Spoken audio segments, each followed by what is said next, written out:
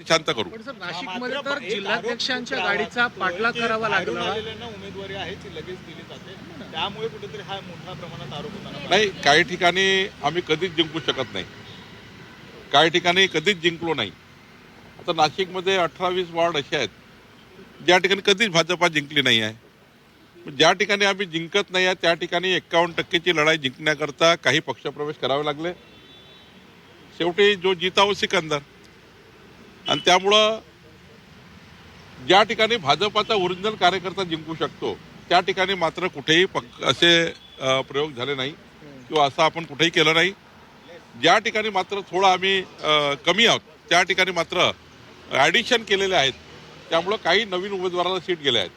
परंतु सर नाशिकमध्ये जो प्रकार घडला, जिल्हाध्यक्षांच्या गाडीचा पाठलाग कार्यकर्ते करतायत, नंतर फार्म हाऊसमध्ये घुसून गेट तोडून आतमध्ये जातायत, हे कुठेतरी अतिरंजित होतंय असं वाटत नाही का तुम्हाला? नक्कीच नाशिकची घटना, संभाजीनगरची घटना ही नोंद घेण्यालायकच आहे. पक्षाने नोंद घेतलेली आहे. आता चंद्रपूरमध्ये सुद्धा अशीच परिस्थिती झाली होती, तिथेही पक्षाने नोंद घेतलेली आहे. त्यामुळं आत्ता कार्यकर्त्यांना आमच्या सूचना आहेत की आता जे काही झालं आहे त्यातनं बाहेर निघून आता आपल्याला एक संघपणे या ठिकाणी लढून महानगरपालिकेमध्ये यश मिळवायचं आहे. शेवटी निवडणुकीचं तिकीट वाटप करताना कमी जास्त झाला आहे ते आता आपण दुरुस्त करू. महापालिकेमध्ये 3 नगरसेवक भाजपचे बिनविरोध निवडून आलेले आहेत. हा ट्रेलर म्हणायचा का? धुळ्यामध्ये 1 आणि कल्याण डोंबिवलीमध्ये 2, 3 नगरसेवक निवडून आलेले आहे. डोंबिवलीला 3 झाले आहेत. त्यामुळे 4 नगरसेवक त्यांचं मी अभिनंदन करतो. आमचे मुख्यमंत्री देवेंद्र फडणवीसजी यांच्या नेतृत्वामध्ये आमचे अध्यक्ष रवींद्र चव्हाणजी यांच्या मार्गदर्शनाखाली या ठिकाणी हे यश आम्हाला मिळालेलं आहे आणि ही आता सुरुवात झालेली आहे. मी आपल्याला जाणीवपूर्वक सांगेल, महाराष्ट्राचे जे काही जनतेचं आम्हाला समर्थन मिळतं आहे, जनता आमच्याकडे त्या ठिकाणी आमच्या सरकारवर विश्वास ठेवून आहे.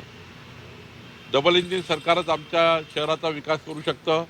मोदीचं सरकार, देवेंद्रजीचं सरकार, हेच सरकार नागरी भागाचा विकास करू शकतं, महानगरपालिका क्षेत्राला मूलभूत सुविधा देऊ शकतं. जनतेचा विश्वास भाजपा महायुतीवर आहे आणि त्यामुळे निकाल काय येणार आहे तर 2/3 बहुमताने मुंबईसह महाराष्ट्र आणि 51%च्या वर नगरसेवक महाराष्ट्रामध्ये निवडून येतील. 51%च्या वर मतं आम्हाला मिळतील, मला विश्वास आहे. योगायोग म्हणायचा का? कारण 3 महिला उमेदवार तुमच्या निवडून आल्या. देवा भाऊ तुम्ही सारखा कॅम्पेन करताय. रवी दादा तुमचे जे प्रदेशाध्यक्ष आहेत त्यांच्या मतदारसंघातल्या, त्यांच्या कल्याण डोंबिवली महापालिकेतले 3 महिला नगरसेविका आहेत. लाडक्या बहीण सोबत आहेत का भाजपच्या? महाराष्ट्रातल्या लाडक्या बहिणी, लाडके भाऊ सर्व आमच्या सोबत आहेत.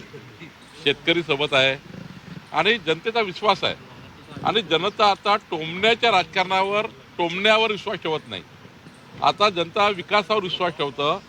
माननीय मुख्यमंत्री देवेंद्र फडणवीसजी यांचा विकसित महाराष्ट्राचा जो संकल्प त्यांनी केला आहे, या संकल्पाला साथ देण्याकरता जनतेने, मतदारांनी आता आमच्यावर विश्वास केलेला आहे.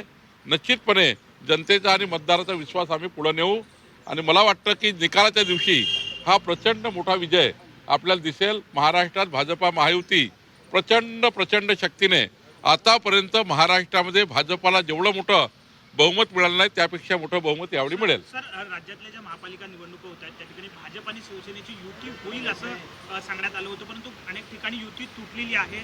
वेगवेगळे तुम्ही दोन्ही पक्ष लढताय आणि त्याचमुळे हा राग जो आहे तो एकनाथ शिंदेना आलाय आणि त्यामुळे ते आजच्या बैठकीला आले नाहीत, असं एक त्यांच्या अनुपस्थितीची चर्चा आहे. नाही, मला वाटतं की बघा, एकनाथजी, मी, देवेंद्रजी कालपर्यंत आम्ही प्रत्येक कार्यकर्त्याशी बोलतो. असं कुठे नाही की वरिष्ठ नेतृत्वाने त्या ठिकाणी लक्ष टाकलं नाही. वरिष्ठ नेतृत्वाने लक्ष टाकलं. 15 ठिकाणी युती झाली आहे, 14 ठिकाणी त्या ठिकाणी युती झाली नाही. पण मुंबई, नागपूर मोठ्या ठिकाणी त्या ठिकाणी युती झालेली आहे. त्यामुळं मला वाटत नाही की एकनाथजी आज त्याच्यामुळे नाही आले. हा चुकीचा अर्थ आहे.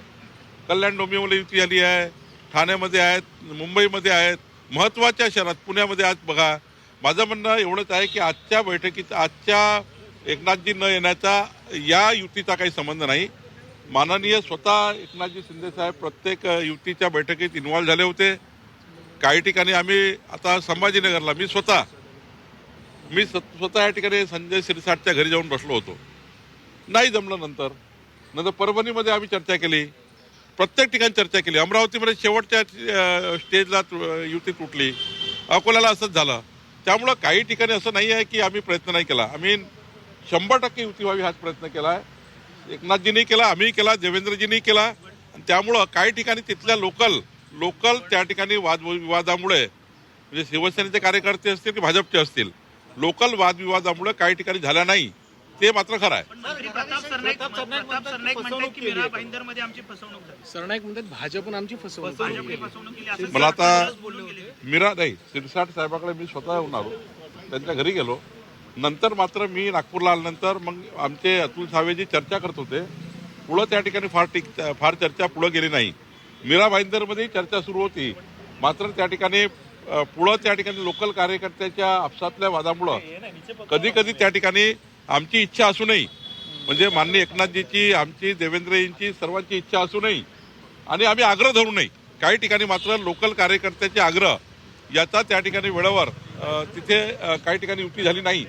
पण आम्ही हे सांगतो की मैत्रीपूर्ण लढताना मात्र कुठल्याही परिस्थितीमध्ये कोणताही वादविवाद होणार नाही, मनभेद होणार नाही. आमची युती कायम चांगल्या पद्धतीने लढेल आणि जिंकून आल्यावर मात्र पुन्हा एकत्रित पद्धतीने आम्ही काम करू. पुण्यातून माडिकांच्या मुलग्यानं 24 तासात अर्ज माघार घेतलेला होता, पण आताही काल मुदत संपलेली आहे. पण तुमच्या पक्षाचे भाजपचे आमदार आहेत महेश चौगुले, त्यांचा मुलगा आजही त्याची उमेदवारी. अशा पद्धतीनं अनेक भाजपच्या नेत्यांच्या नातेवाईकांची उमेदवारी कायम आहे. या बाबतीत काय प्रदेश मुंबईमध्ये सर राहुल नार्वेकरांच्या घरात 3 उमेदवारी दिल्या. ज्या ठिकाणी यापूर्वी त्यांच्या घरातले उमेदवार लढले होते कधी ना कधी, म्हणजे आमदाराच्या घरात त्यांचा मुलगा कधी ना कधी लढला. राहुल नार्वेकरकडे त्यांचे जे काही सीट आहे त्या सीट आधी ऑलरेडी त्या सिटिंग सीट आहे. पण ज्या ठिकाणी आमदार आहेत आणि नव्यानं आम्ही त्या ठिकाणी उमेदवार देतो आहे, म्हणजे देवयानीताई फरांदेंनी आपल्या मुलाला विड्रॉ केलं, सीमाताई हिरेंनी विड्रॉ केलं, मुरली मोहोळजींनी 3 सीट विड्रॉ केल्या, अशा अनेक आमच्या नेत्यांनी, धनंजय महाडिकांनी विड्रॉ केलं.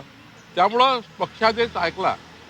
पण ज्या ठिकाणी ऑलरेडी सिटिंग आहे, ज्या ठिकाणी ऑलरेडी त्या ठिकाणी कधी ना कधी निवडणूक लढल्या आहेत त्यांच्या परिवारातले, तो जो सीट दिली आहे ती लढलेले आहेत किंवा सिटिंग आहेत, त्यामुळे त्यांना कंटिन्यू आम्ही केलेलं आहे. नवीन मात्र कुठली एंट्री, आमदार खासदाराच्या मुलांना नवीन एंट्री देण्याचे कुठलेही त्या ठिकाणी किंवा त्यांचा मुलगा, मी वारंवार सांगतो, कुणाचा मुलगा असणे काही चुकीचं नाही आहे. एखादा मुलगा कर्तृत्वान असेल त्यांनी लढलं पाहिजे.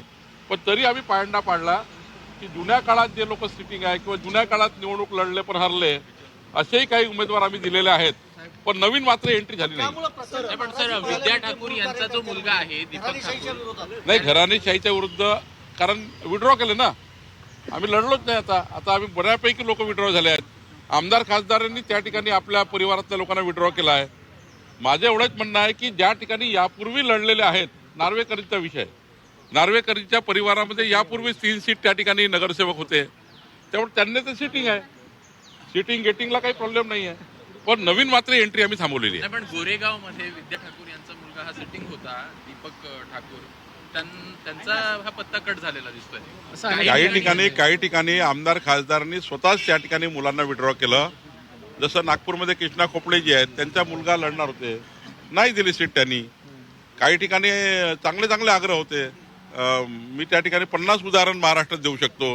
भागवत कराडचा मुलगा हा 4दा भाजपाचे सरचिटणीस आहे, अत्यंत चांगला प्रभावी कार्यकर्ता आहे, पूर्ण वॉर्ड त्यांच्या मागे उभा आहे, पण आम्ही विड्रॉ केला. त्यामुळं अनेक कार्यकर्ते विड्रॉ झाले आहे. अनेक आमदारांनी आपल्या मुलाला विड्रॉ केलेला आहे, कर्तृत्व असून सुद्धा विड्रॉ केलेला आहे. पुण्यामध्ये सर ठाकरेंनी आपली शिवसेना काँग्रेसला विकली असं खुलं पत्र आता ठाकरेंच्याच कार्यकर्त्यांनी उद्धव ठाकरेंनी लिहिलेलं आहे. जागा समाधानकारक मिळाल्या नाहीयेत पुण्यामध्ये असं ठाकरे गटाचं म्हणणं होतं त्या ठिकाणी. तरीही उद्धव ठाकरेंनी युती केली. याउलट मुंबईमध्ये मात्र तोच पक्ष तुमच्या विरोधात लढतोय असाही त्यांनी कुठेतरी सवाल विचारला. त्यांच्या पक्षात काय झालं, कोणी काय सवाल उचलले आणि कोणी काय सवाल पाहिले हे मला माहिती नाही. पण निश्चितपणे सांगतो, कुठल्याही पद्धतीनं, कोणत्याही पद्धतीनं आम्ही त्या ठिकाणी आमच्या पक्षामध्ये होऊ दिलं नाही. त्यांच्या पक्षात काय झालं त्यांनी बघायचं. कृपा शंकर सिंग असं म्हणतायत की उत्तर भारतीय उमेदवारांना जास्त निवडून आणा, उत्तर भारतीय महापौर आपल्याला बसवायचं आहे. कसं बघता या वक्तव्यावर? महापौर वगैरे बसवणे हे राज्याच्या पार्लमेंटरी बोर्डाचा निर्णय असतो. जे काही लोक निवडून येतात त्यामध्ये गटनेता कोणाला करायचं, प्रतोद कोणाला करायचं, उपमहापौर कोणाला करायचं, महापौर कोणाला करायचं, हे राज्याचं पार्लमेंटरी बोर्ड ठरवतं. त्यामुळे मला असं वाटतं की याच्यामध्ये काय चर्चेतून तो विषय निघाला मला माहिती नाही, पण शेवटी हा राज्याच्या पार्लमेंटरी बोर्डाचा अधिकार आहे. साहेब, दोन मुद्दे. एका साईडला कृपाशंकर सिंग सारखे नेते उत्तर भारतीय महापौर बनण्याची भाषा करतात, त्यामुळे परत एकदा मराठी आणि अमराठीचा वाद उद्भवून आलाय. आणि दुसरी गोष्ट की भाजप असेल किंवा अजित पवार राष्ट्रवादी काँग्रेस असेल, गुन्हेगारी थेट असणाऱ्या लोकांना तिकीट दिल्याचं दिसून येतं. पुण्यात मोहोळ कुटुंबीय जो तिथला आरोपी आहे त्याच्या घरात भाजपाने तिकीट दिलंय, तर दुसरीकडे अजित पवारांनी तिथला जो गुंड आहे मारनेकाच्या बायकोला तिकीट दिलेलं आहे, आंदेकरांना तिकीट दिली. काही ठिकाणी गुन्हे दाखल होतात, पण कोर्टाच्या त्या ठिकाणी सुनावणी सुरू असतात, अंडर ट्रायल केस असतात. त्यामुळं अंडर ट्रायल केस जोपर्यंत निकाल निघत नाही तोपर्यंत साधारणतः विचार करतो आपण की गुन्हा दाखल झाला आहे, पण अंडर ट्रायल असल्यामुळं त्याच्यावर काही दोषारोप झाला नाही आहे. दोषारोप झाला आणि दोष सिद्ध झाला तर मात्र मग आपण विचार करतो. जेलमध्ये पण काही जण जेलमधून सुद्धा लढतायत. जेलमध्ये असणाऱ्या लोकांना उमेदवारी दिलेली हे पाहायला कितपत मिळते योग्य? अजितदादांच्या. कारण की जेलमधून उमेदवारी भरायला आलेले देखील व्हिडिओ आलेले आहेत. हो, पिंपरी आता पुण्यामध्ये हे त्यांच्या आढळून आलं. पक्षाचा निर्णय त्यांनी काय केला हे मी सांगू शकणार नाही, पण साधारण आम्ही ज्या पद्धतीने विचार करतो असा विचार करतो की एखाद्यावर गुन्हा दाखल झाला, दोषारोप सिद्ध झाल्यावर मात्र आपण तशी कारवाई करत नाही. त्यांच्याकडे त्यांनी पक्षात काय केलं हे मला माहिती नाही. कृपाशंकर सिंग